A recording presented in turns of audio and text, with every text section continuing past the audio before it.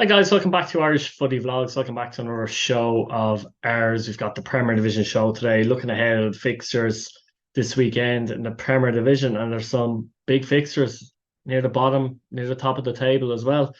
I'm going to start off at Belfield, where UCD take on St Patrick's Athletic, and UCD had a very poor result last time out in the cup, where they're beating 5-1 home to Galway. Bottom of the table on 10 points, two wins all season. 14 points off Cork City, who are ninth in the table. Tough season for UCD, and this is going to be a tough game. They've already conceded 7 goals, 3 goals, and 3 goals in the previous games against St Patrick's Athletic in the league this season, and notably conceding a lot of goals against St Pat's from set pieces. Pat's second in the league at the moment. There you have a game in hand. They could go 2 points above them technically, but with some of the other fixtures going on, Pats will see this as a golden opportunity and a match that really they need to win. They need to win. Let's be real about it. Pats, they can't slip up on this one. There'll be no vlog, by the way, on Friday because I'm actually commentating on this game, doing co-commentary. So I'm looking forward to that, making my debut at Belfield UCD and Pats. It's going to be an interesting one. So really looking forward to that one. Can there be an upset here?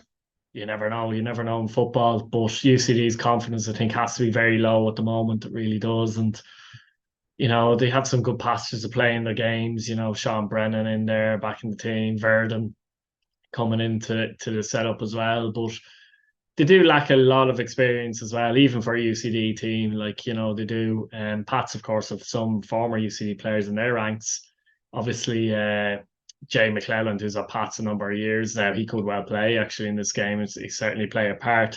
Tommy Lonergan, who scored quite a few goals for UCD last season as well. So, Alex Nolan, who came into the Pats squad about a month ago, roughly. So, yeah, they're familiar to UCD. Norris, of course, who's at UCD, was at the Pats underage sides as well. So, yeah, it's difficult. It depends how early Pats score in this game. UCD won't defend deep, you know what I mean? They will play high.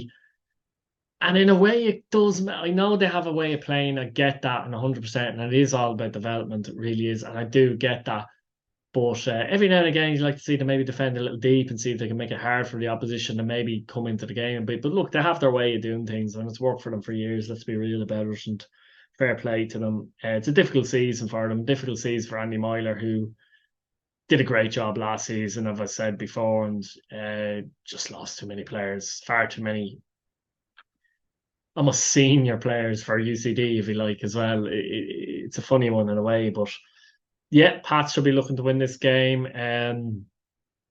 Carty has been leading the line for Pats.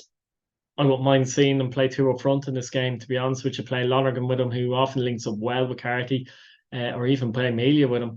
Be interested to see who plays wide. You've got Mulroney. Will he come back in the side? Will Levy start? When Murphy played, looks like Murphy's off to Bristol City, which is a massive blow for Pats at this point of the season in midfield. Massive, massive blow. Will he play Friday? Not sure. Unlikely, I would say, at this minute in time. But tough to see UCD getting out of the game, anything out of the game, and I have a feeling Pats might run up a bit of a score to score early here. I'm gonna say UCD nil, St Pat's 6. I really do think it might be a big win for Pats. UCD's confidence is on the floor. Friday also we've got Drogheda United and Cork City, who there's 6 points in the table between both sides. Sorry, 5 points. Drogheda on 29, Cork on 24 points. Is it one of the last chances for Cork, do I think, to kind of try and get out of that bottom playoff place, so to speak? Possibly, to be honest. They did win here earlier on in the season, beating Drogheda 1-0 at head in the game, United Park, Weavers Park, whatever you want to call it. And they've drawn twice at Turner's Cross this season. So Cork have actually done well against Drogheda this season. They're unbeaten. They've won one and drawn two, yet they find themselves 5 points adrift. They can't afford to lose the game. Can they afford to draw the game? Technically, yeah, but after drawing with UCD the other week, Cork City, you do feel like this is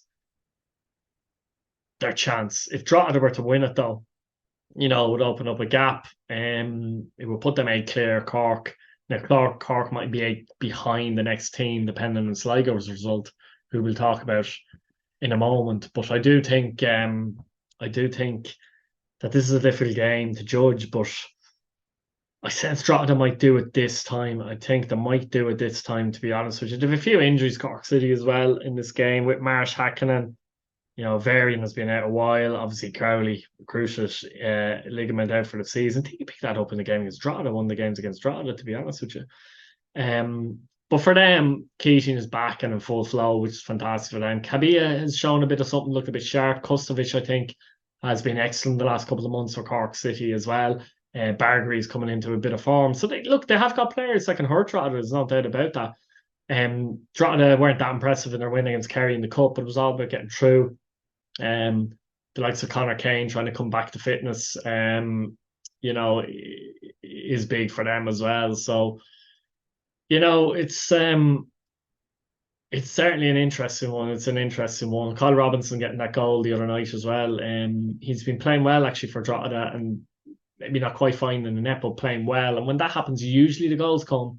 So he's going to be a danger man for Cork on Friday. And of course, Adam Foley has scored 6 or 7 goals this season as well. A lot of them have come in the last few months for Drogheda. So it's an interesting game. Drogheda have that home backing behind them. They already lost to Cork at home this season, though. I can't see them losing at home to Cork again. Be interested to see what Cork fans think about this, or Drogheda fans. Would they be happy enough, relatively happy with a point, let's say? Or do Cork fans think, look, we have to go and win this match. It's just, we have to win the match. From Drogheda's point of view as well, Colin McCabe has actually left the club as well. Wogan, 17-year-old goalkeeper, has come in and done well. He's the number one keeper. Byrne, the number one keeper for Cork as well, and he's been performing well for Cork City as well. So it's an interesting game. I probably would have went to this one, although you've got Bows and Derry as well. I don't know, actually.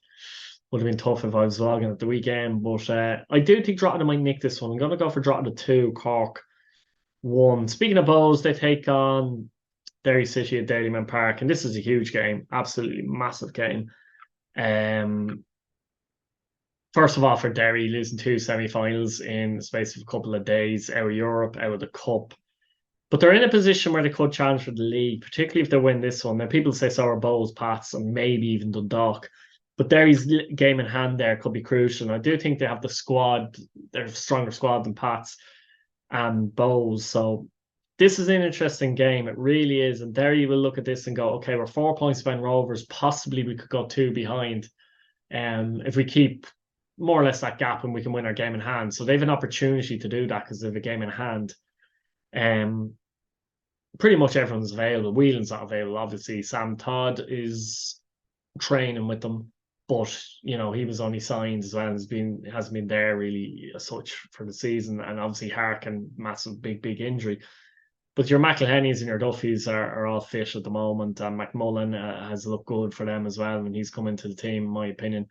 And all their options in midfield are there pretty much. I mentioned Patrick McElhenney there.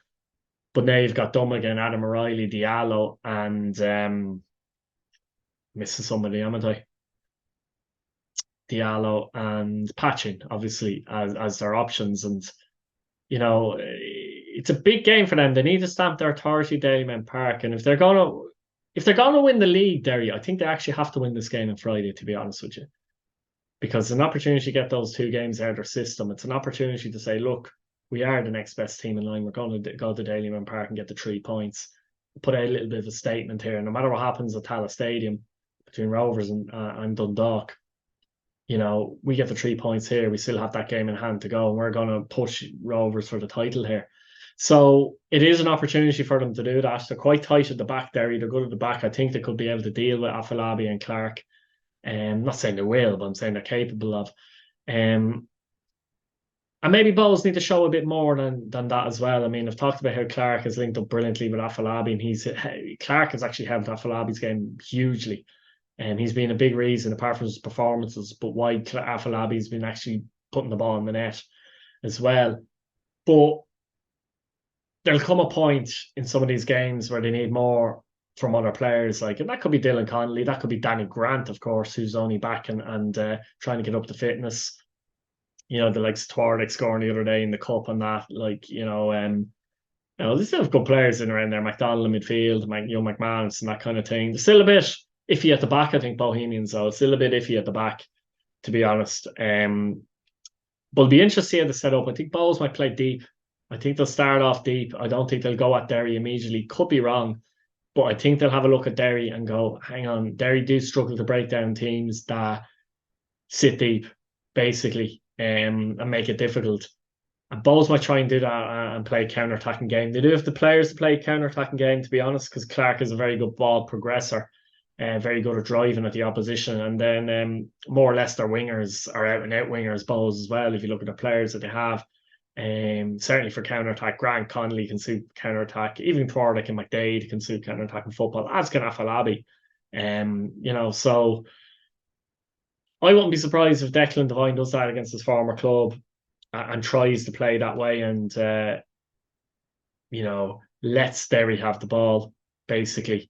Lets them have possession of the ball and see what happens. So that'll be interesting to see if that happens. From Bowles' point of view, they're in a situation where they'll feel if they can win this game, now they've laid down a marker and a statement that they can go on and win the league, or challenge for the league in a proper sense. But at the same time, I still feel that Bowles would be happy with a top three, a bit like Pats as well. If Pats or Bowles got a top three European place, I think they'd be happy enough with that as well. But just the way the table is at the moment, it's very interesting. I do think Derry will nick this one, though. I think it'd be tight, but I'm going to go for Derry to win it 1-0 at Dalymount Park. Now, you've got Shamrock Rovers and Dundalk at Tallaght Stadium, and it's an interesting one. Rovers, as I said 100 times, have not been playing well this season. Ferrugia and Clark are big losses because Kavanagh and Finna don't quite have the legs to play wing back now and get up and down the way they'd like. Dundalk have shown at times this season when they've played poorly, won games, but playing poorly won't be enough to win at Shamrock Rovers, even if it's not vintage Rovers this season by any shape or form. If Jack Byrne plays in this game, it's huge, but how fit is he, etc., etc. But they do need Jack Byrne to play. Gaffney, probably lead the line. I think Kenny's done quite well this season, but he's lacking that bit of confidence in front of goal. I think Kenny, but he's performed quite well. I think at times. I still think his movement is top notch. But it's a big game. It's a big game. Rovers will want to win this. Their home form hasn't been as good as they would have liked, to be honest, this season. Shamrock Rovers compared to our away form generally has been better. But Dundalk have beaten Rovers the last 2 times they played in the Cup and in the league at Oriel Park. And Rovers, I'm sure Stephen Bradley's letting the players know about that. We have them at Tallaght Stadium. We need to beat them here. Dundalk at the same time can have no fear coming in this game, and they'll hope Hooban is playing, and he's a big game player as well, isn't he, Hooban? These are the type of games you really want Hooban available for. He won't be available for every game, but you know what I mean. They're quite competitive. They work very hard on Dock, and sometimes they get results that maybe they shouldn't get in games. I think Archie Davis played really well for him this season. Wing back, full back, very good cross of the ball. He's provided a real avenue for Dundalk as well. But it's a game that I think Rovers might pinch it. And Dundalk are just in that little hole, if you like, just behind the Derrys and the Patses and the Bowls to try and get into Europe. And there's a chance the Fort may not be good enough to get into Europe this season as well. So Dundalk are definitely in the most delicate position of all teams. And if they were to lose at the weekend and, there's a decent chance Pats were to win, there could be a bit of a gap there, and you might say something might give them Bowls and Derry, but then again, one of them might win, which puts Dundalk further back again. So it could be a pivotal weekend in terms of Dundalk's charge for Europe, to be honest with you. But I do think Rovers might nick this one 1-0. Now on Saturday, Sligo play Shelbourne. Shelbourne, of course, have drawn 13 times the league this season, more than any other team. The last time they played, though, the Showgrounds, they won 3-0. I think it's probably their best result of the season, to be fair, in terms of scoring and against, isn't it? Their biggest win. Jack Moylan got a couple in this game as well. I was actually at the Showgrounds for this one. Sligo have obviously lost players recently. Matt, we've talked about McNicholas as well. Walsh has come in goal. Pedro's played up front. hard to know what he's like yet, to be fair. You might know till next season type job. But for feeling Sligo will remember that game because Sligo were poor. And I know they've had games this season where they've been poor at times, and when they're poor, they've been really poor. But I think this might have been their worst performance of the season at home to Shelbourne. It made it so easy for Shelbourne. It was unbelievable. And they'll remember that, and the players will remember that, and John Russell will remember that. And it's mad because Shelbourne are sixth in the league and Sligo are seventh in the league. You think, geez, it's not much between. There's 10 points in the table between both sides. It's incredible stuff. 10 points. And the funny thing is, they've both scored 30 goals. So they've both struggled to score goals. Sligo really struggled to score goals when they were missing Mata when he was injured and that. But the crucial difference here is that Shelbourne have conceded 19 goals. Sligo have conceded 37 goals. And they've given away a lot of poor goals this season. Sligo, to be fair. I don't think Pineacker has been as good as he was last season. Mahan, probably not quite. He's been in and out, I know, but not as good as he was before he went. Branafak has been up and down as well. So they've had a lot of that where players have been up and down defensively. They've a new keeper there now as well. So they're funny teams, like I keep saying it, but I do think they lack a lot of quality for certainly now with Mata gone as well. And they've good players. Hartman was good. They got Hartman back in though. He's going to be a dangerous player for Shelbourne. Shelbourne, it looks like Moylan's going to be staying, isn't it, until January anyway. So that's a big plus for them. And I don't know, Shelbourne have more attack and tread about them, in my opinion, with Moylan Wood coming in now as well. I think Boyd is injured. Sean Boyd might be injured though.